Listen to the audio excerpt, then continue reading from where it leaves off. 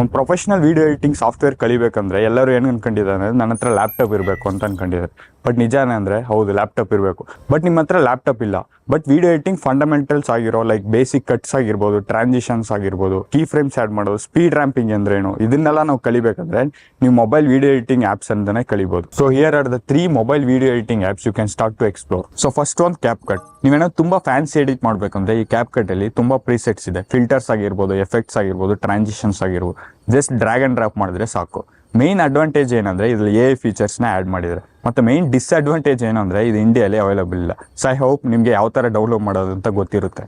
Second one VN. ಇದನ್ನ already ತುಂಬ ಜನ ಯೂಸ್ ಮಾಡಿರ್ತಾರೆ. ಇದು ಕಂಪ್ಲೀಟ್ಲಿ ಸಿಂಪಲ್ ಆಗಿರುತ್ತೆ, ಏನು ಕಾಂಪ್ಲಿಕೇಶನ್ ಇರಲ್ಲ.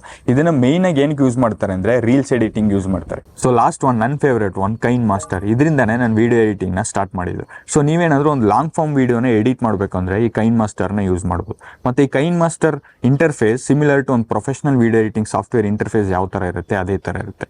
ಸೊ ಇದೇ ರೀತಿ ವೀಡಿಯೋ ಎಡಿಟಿಂಗ್ ಬಗ್ಗೆ ತಿಳ್ಕೋಬೇಕು ಅಂದರೆ ಈ ಪೇಜ್ನ ಫಾಲೋ ಮಾಡೋದನ್ನ ಮರಿಬೇಡಿ.